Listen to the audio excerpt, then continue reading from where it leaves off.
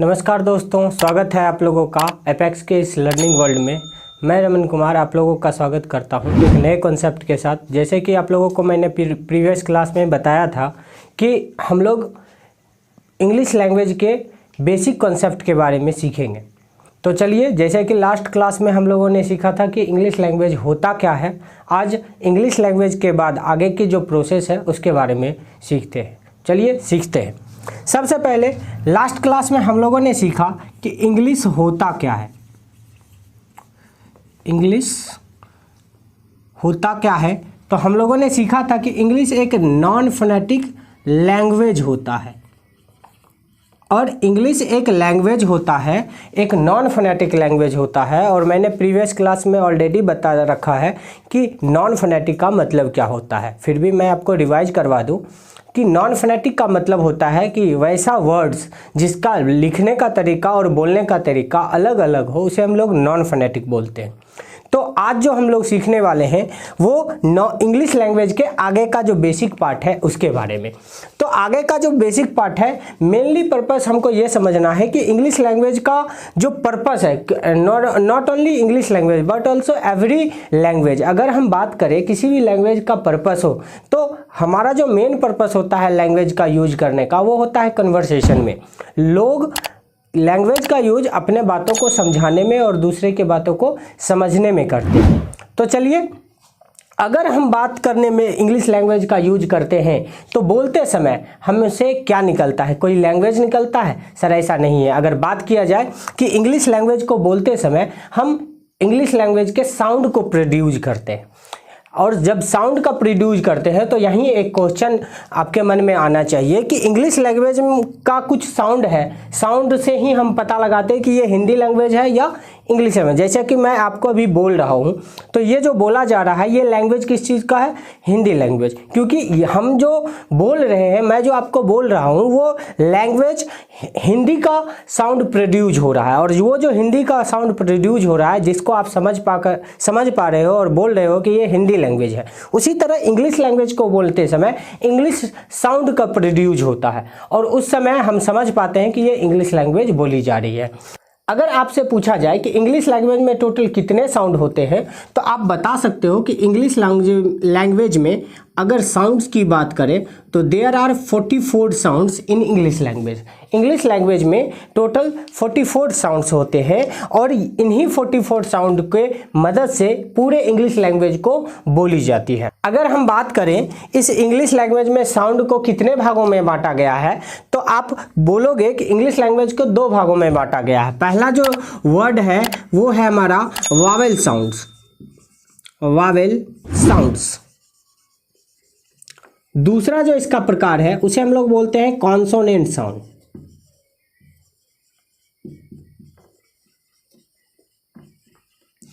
English language में sound को 2 भागों में बांटा गया है, एक होता है वावेल साउंड्स, दूसरा होता है कॉन्सोनेंट साउंड। जब बात किया जाता है इंग्लिश लैंग्वेज में वावेल साउंड्स कितने होते हैं, तो जनरली लोग इसको वावेल लेटर समझ लेते हैं और उन्हें बोलते हैं कि 5 होते हैं। बट रियलिटी ये है कि इंग्लिश लैंग्वेज में वावेल साउंड जो होते हैं वो 20 होते हैं। कितने होते हैं सर? 20 होते हैं।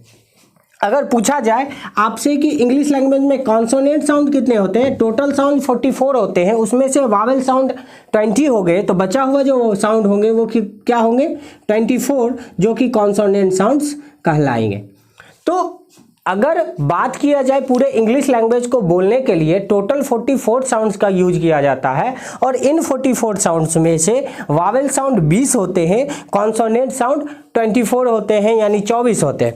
अगर बात किया जाए इसके ग्रामेटिकल नेम की, कि अगर हमको इन 44 साउंड्स के बारे में जानकारी लेना हो, तो उसके लिए हम एक नाम आपको सजेस्ट करते हैं। आप वहां जाकर के आप देख सकते हो कि वावेल साउंड्स कौन कौन होते हैं, कॉन्सोनेंट साउंड कौन कौन से होते हैं, और पूरे इंग्लिश लैंग्वेज में रियलिटी में 44 साउंड होते भी हैं कि नहीं होते हैं। आप बिल्कुल इसको जाके सर्च कर सकते हो, पूछ सकते हो, पता कर सकते हो।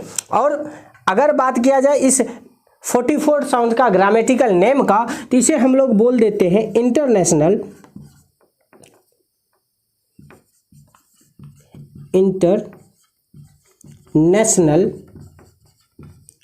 फोनेटिक चार्ट,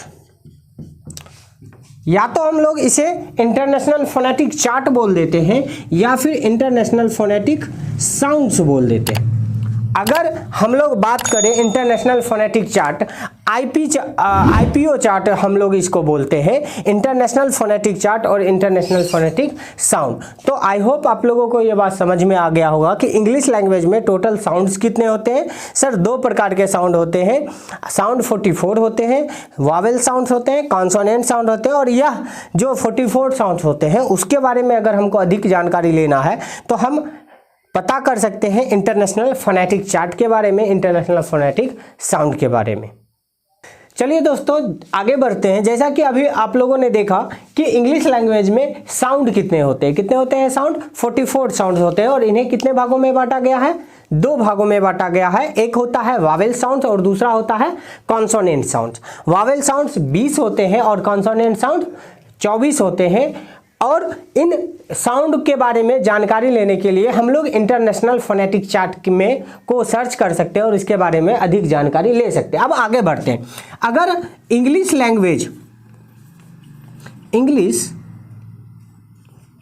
लैंग्वेज को बोलने के लिए साउंड की जरूरत पड़ता है। किसका जरूरत पड़ता है सर? साउंड का जरूरत पड़ता है। और इंग्लिश लैंग्वेज में टोटल साउंड कितने होते हैं? 44 होते हैं। जैसा कि अभी मैंने आपको बोला कि इंग्लिश लैंग्वेज को बोलने के लिए 44 साउंड को बनाया गया, उसी प्रकार लैंग्वेज को केवल बोलने के लिए प्रयोग किया जाता है ऐसा कभी हुआ नहीं है। अगर हम कोई चीज़ बोलते हैं, अपने बातों को समझाते हैं, तो ज़रूरत पड़ने पर हम उस बातों को नोट भी करते हैं और लिखने में भी उसका प्रयोग किया जाता है। उसी तरह से अगर हम बात करें इंग्लिश लैंग्वेज में बोलने के लिए अगर 44 साउंड आते हैं, तो जब लिखने की बारी आता है तो इंग्लिश लैंग्वेज में इसी साउंड का जब रिटन फॉर्मेशन बनाया जाता है तो हमारे पास एक वर्ड आता है जिसका नाम है लेटर्स। इंग्लिश लैंग्वेज में बोलने के लिए साउंड है और लिखने के लिए लेटर्स है। अगर बात किया जाए, आपसे पूछा जाए कि सर इंग्लिश लैंग्वेज में लेटर्स कितने होते हैं, तो आप बता दोगे कि सर इंग्लिश लैंग्वेज में लेटर्स तो केवल 26 होते हैं। अब यही क्वेश्चन उठना चाहिए आप लोगों के मन में कि सर बोलने के लिए 44 साउंड का यूज किया जाता है, लेकिन जब लिखने की बारी आती है तो केवल और केवल 26 लेटर्स में लिख लिया जाता है। ऐसे कैसे संभव है? अगर हम बोलने के लिए 44 साउंड का यूज करते हैं तो लिखने के लिए भी होना चाहिए। सर अगर आपको थोड़ा भी याद है, मैंने प्रीवियस क्लास में, प्रीवियस वीडियो में मैंने आपको बता रखा है कि इंग्लिश लैंग्वेज का नेचर क्या है, इंग्लिश लैंग्वेज कैसा लैंग्वेज है। नॉर्मली अगर लोग बोलते हैं इसे एक लैंग्वेज है, तो आपको ये नहीं समझ में आ पाएगा कि इंग्लिश लैंग्वेज में 44 साउंड्स होते हैं और लेटर 26 होते हैं। आखिर क्या वजह है कि बोलने के लिए 44 साउंड का यूज किया जाता है बट लिखने के लिए केवल 26 लेटर्स का यूज किया जाता है? तो चलिए हम लोग जानते हैं कि आखिर ऐसा क्या है कि इंग्लिश लैंग्वेज में बोलने के लिए 44 साउंड्स और लिखने के लिए 26 लेटर्स का यूज किया जाता है। इसका सर सबसे सिंपल आंसर है, सबसे सिंपल जवाब है कि सर इंग्लिश लैंग्वेज एक नॉन फोनेटिक लैंग्वेज होता है। मैंने पहले क्लास में, पहले वीडियो में मैंने आपको बताया कि इंग्लिश लैंग्वेज एक नॉन फोनेटिक लैंग्वेज है। नॉन फोनेटिक का मतलब क्या है सर? बोलता कुछ और है, लिखता कुछ और है। सर यही बात है कि अगर हम बात करें इंग्लिश लैंग्वेज में बोलने के लिए तो 44 साउंड्स और लिखने के लिए 26 लेटर्स का यूज किया जाता है। कहोगे सर कैसे? तो देखिए, जैसा कि मैंने अभी बताया कि सर इंग्लिश लैंग्वेज में ये जो साउंड है वो 2 भागों में बांटा गया है। कितने भागों में बांटा गया? 2 भागों में बांटा गया है। एक हमारा था वावेल साउंड और दूसरा क्या था? Consonant sound.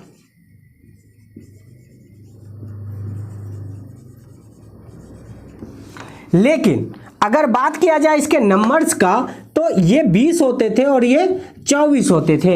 इंग्लिश लैंग्वेज में साउंड, वावेल साउंड 20 होते थे और कॉन्सोनेंट साउंड 24 होते थे। लेकिन जब बात आती है लेटर्स का तो सर ये 20 के 20 वावेल साउंड हम केवल 5 वावेल लेटर के मदद से बोल लेते हैं।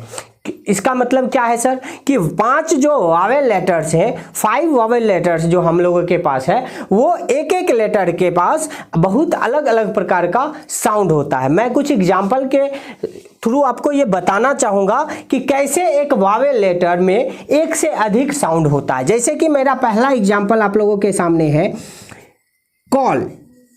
कॉल मतलब बुलाना होता है। इस वर्ड में आप देखोगे कि यहाँ हमारे पास CALL कॉल होता है, जिसमें ए का जो ए लेटर का जो प्रोनाउंसिएशन है, इसका जो साउंड है ये अ का साउंड आ रहा है। क्या आ रहा है सर? अ का साउंड। वहीं अगर हम दूसरा एग्जाम्पल आपके सामने हम रखें केक, अभी देखो लेटर सेम है, यहाँ ए का प्रोनाउंसिएशन अ आ रहा है, यहाँ ए का प्रोनाउंसिएशन ए आ रहा है। अगर मैं एक और एग्जाम्पल के थ्रू आपको समझाने की कोशिश करूं कि यहाँ पर CAR कार एक वर्ड है कार, और यहाँ पे देखो कि ए नाम का लेटर में आ का साउंड आ रहा है। क्या आ रहा है सर? आ का साउंड आ रहा है। यही वजह है कि एक लेटर एक से अधिक साउंड रखता है। मतलब सर ये जो 20 वावेल लेटर्स होते हैं वो 5 के 5 वावेल लेटर के मदद से ये 20 वावेल साउंड को बोल लिया जाता है। और यही कारण है कि बोलने के लिए 44 साउंड्स का यूज किया जाता है और लिखने के लिए मात्र 26 लेटर्स का यूज कर लिया जाता है। तो आप लोगों ने ये समझा कि लेटर और वर्ड, साउंड और लेटर में क्या अंतर है, आखिर क्यों साउंड 44 है और लेटर्स केवल 26 हैं। आई होप आप लोगों को ये समझ में आ गया होगा। अब देखिए, अब हम लोग जानेंगे इंग्लिश लैंग्वेज में लेटर्स किसे कहते हैं। तो चलिए दोस्तों, अब हम लोग सीखते हैं लेटर्स के बारे में। सबसे पहले हेडिंग हम लोग रखेंगे लेटर। ये लेटर कहा किसको जाता है, मैं आपको इसका डेफिनेशन लिख देता हूं। It is a smallest unit of English language.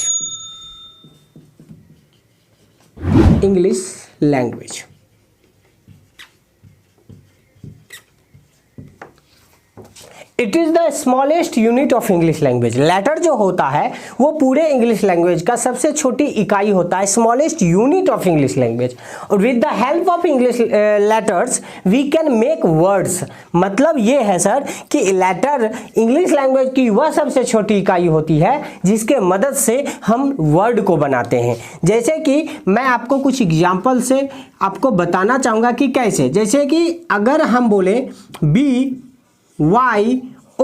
ये तीनों लेटर्स हैं, लेकिन हम इस 3 लेटर के मदद से हम एक वर्ड बना लेते हैं बॉय, जिसका मीनिंग आप लोगों को ऑलरेडी पता होगा। उसी तरह से अगर हम बात करें GDOOS, ये 5 लेटर के मदद से हम एक वर्ड बनाते हैं GOODS, गुड्स। गुड्स मतलब सामान। तो आप समझ पा रहे होंगे कि लेटर क्या होता है। लेटर एक सबसे छोटी इकाई होता है। मतलब अगर हम बात करें ये छोटी इकाई का मतलब क्या होता है, तो सर ये गुड्स जो लिखा गया है, इस वर्ड को अगर हम तोड़ने की कोशिश करें तो ये इसे 5 लेटर में बदल सकते हैं। G अलग हो जाएगा, D अलग हो जाएगा, OO अलग हो जाएगा, S अलग हो जाएगा।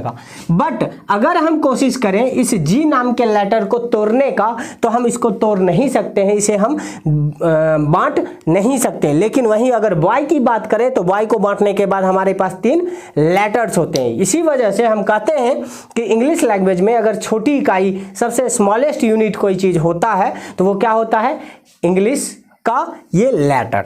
आई होप आप लोगों को ये बात समझ में आ गया होगा। अब आगे बढ़ते हैं। With the help of letters we make word. अगर हम बात करें लेटर के मदद से हम लोग क्या बनाते हैं, वर्ड बनाते हैं। बट आप लोगों को थोड़ा सा लेटर के बारे में और जानकारी होनी चाहिए। जैसे कि मैंने अभी बताया कि सर लेटर्स जो होते हैं वो 26 होते हैं, लेकिन ये जो 26 लेटर्स होते हैं इन्हें 3 भागों में बांट के रखा जाता है। कितने भागों में बांटा जाता है? 3 भागों में बांटा जाता है। पहला जो है इसे हम लोग बोलते हैं वावेल दूसरा जो होता है इसे हम बोलते हैं कॉन्सोनेंट, और तीसरा और लास्ट जो होता है उसे हम लोग बोलते हैं सेमी वावेल। आई होप आप लोगों को ये समझ में आ रहा होगा। लेटर्स 26 होते हैं, बट ये तीन भागों में बांट कर रखा जाता है, वावेल, कॉन्सोनेंट, सेमी वावेल। अब अगर पूछा जाए आपसे कि सर वावेल्स कौन कौन होते हैं, तो आप बोल दोगे A E I O U. There are 5 vowels in English language. अब 5 क्या होते हैं, वावेल्स होते हैं इंग्लिश लेटर में।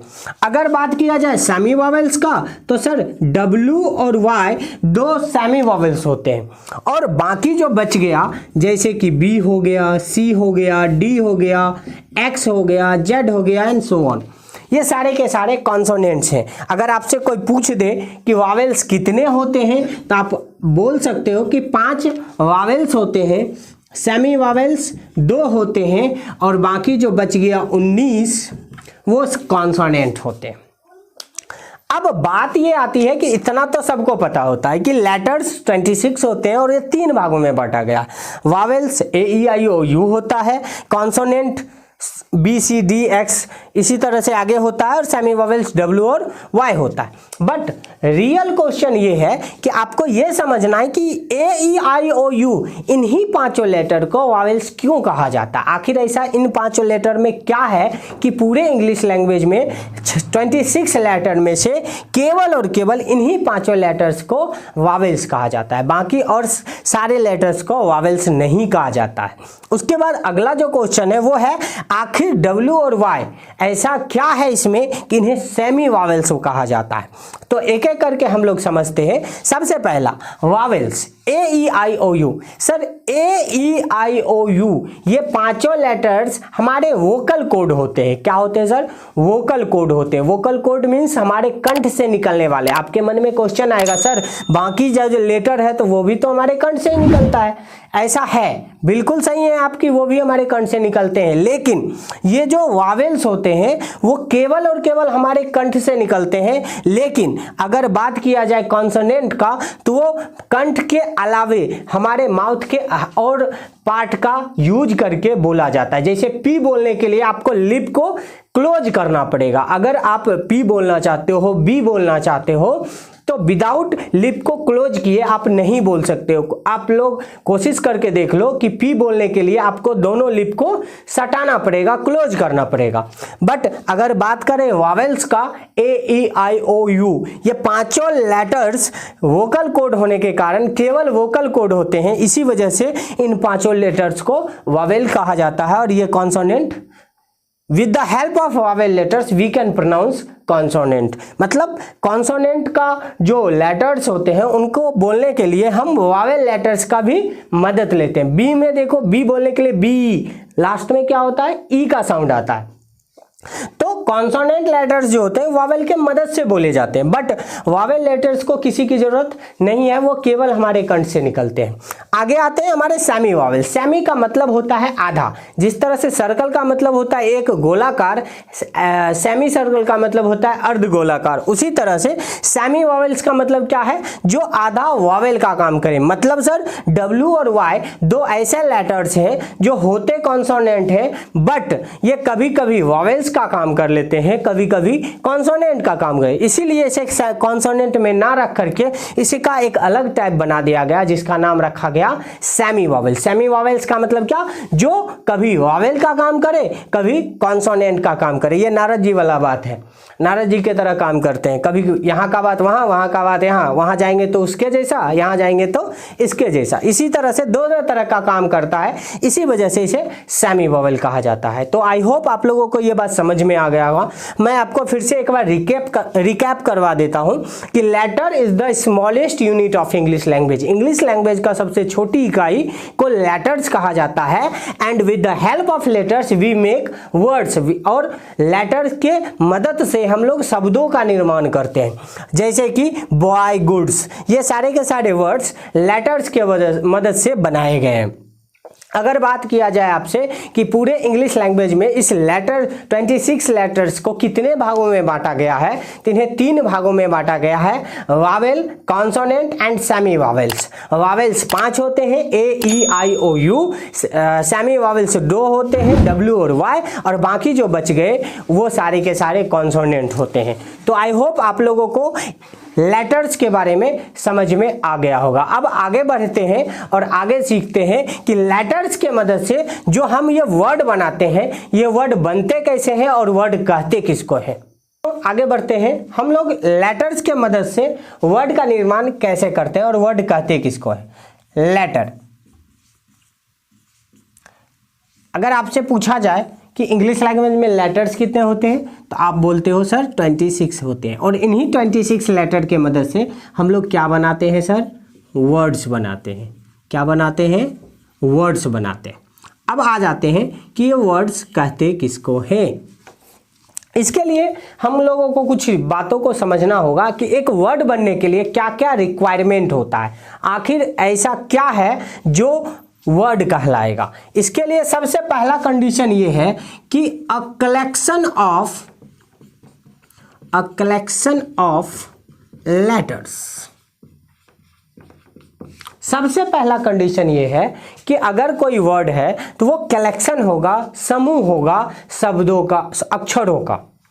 किसका समूह होगा, अक्षरों का समूह वर्ड कहलाता है। चलिए एक एग्जांपल से हम आपको बताने की कोशिश करते हैं, और आप लोगों के लिए हम एक एग्जाम्पल लिखते हैं, x Q Q Z Z.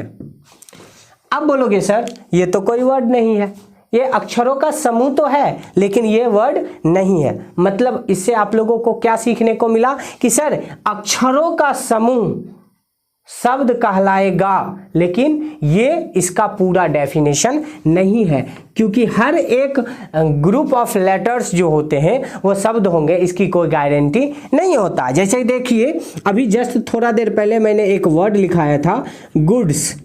ये एक अक्षरों का समूह है और ये एक शब्द भी है, एक वर्ड भी है, बट ऊपर वाला जो अक्षरों का समूह था, कलेक्शन ऑफ लेटर्स था, वो लेकिन वर्ड नहीं बन पा रहे थे। तो मेरा कहने का बस एक छोटा सा सिंपल सा वे है कि तरीका है कि बस अक्षरों का समूह शब्द होता है।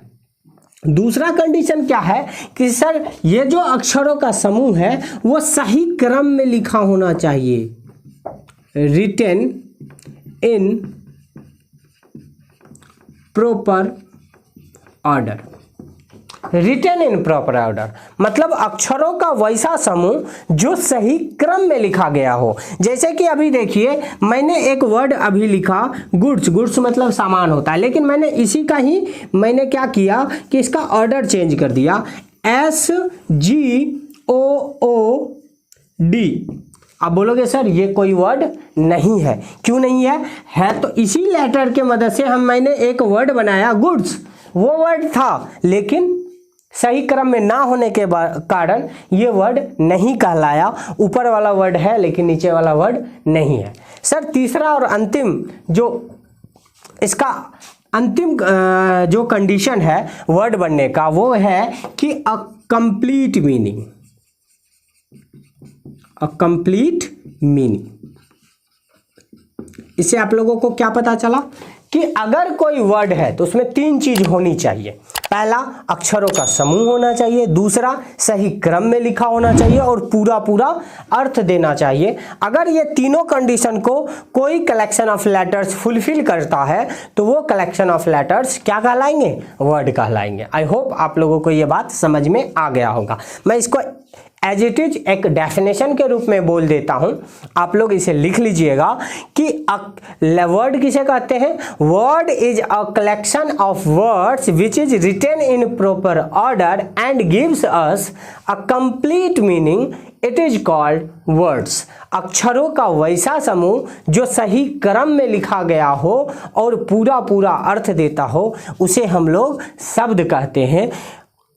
कुछ एग्जाम्पल्स मैं आपको दे देता हूं वर्ड का।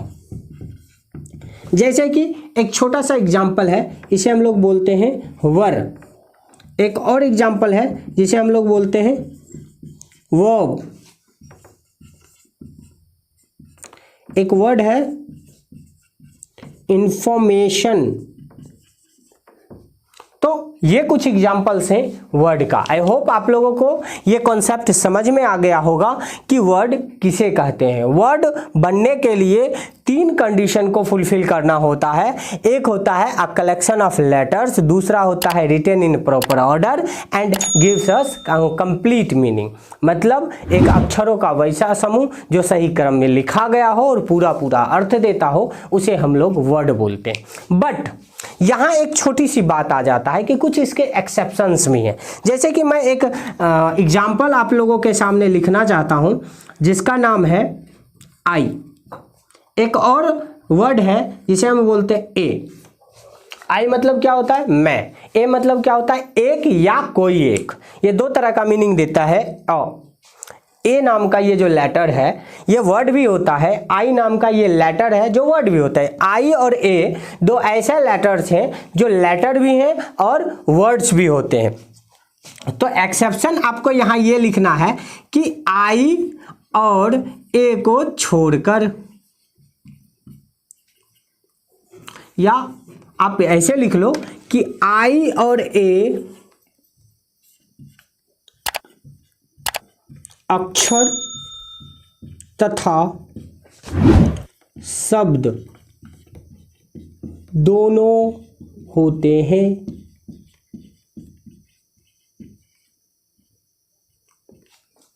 तो यहां मैंने क्या लिखा कि आई और ए 2 ऐसे लेटर्स हैं जो लेटर्स भी होते हैं और शब्द भी होते हैं। आई और ए बोथ आर लेटर्स और वर्ड्स। तो आई होप आप लोगों को ये वर्ड्स, लेटर्स, साउंड, इन सारे चीज़ों के बारे में अच्छे से समझ में आ गया होगा। अगर आपको ये वीडियो अच्छे से समझ में आया और आपके स्टडी में इम्प्रूवमेंट ला रहा है, इंग्लिश लैंग्वेज को नॉलेज को इन्हेंस कर रहा है, तो आप इस वीडियो को अपने दोस्तों को ज़रूर फॉरवर्ड करें और उन लोगों को भी हेल्प करें इंग्लिश लैंग्वेज को सीखने में। तब तक के लिए मैं रमन कुमार एक बार फिर आप लोगों से ये कहना चाहता हूँ कि आप लोग घर पे बैठ के मन लगा के पढ़ते रहिए और रिवीजन करते रहिए। और किसी भी प्रकार का क्वेरी अगर आपको इसी वीडियो से रिलेटेड या फिर इंग्लिश लैंग्वेज से रिलेटेड आपका होता है तो आप इस वीडियो के नीचे कमेंट बॉक्स में आप इसको रख सकते हो। मैं जितना हो सके उतना संभव उसका जवाब दे पाऊँगा। तब तक के लिए मैं चलता हूं और आप लोगों से फिर से मिलूंगा किसी अनदर सेशन में। तब तक के लिए जय हिंद।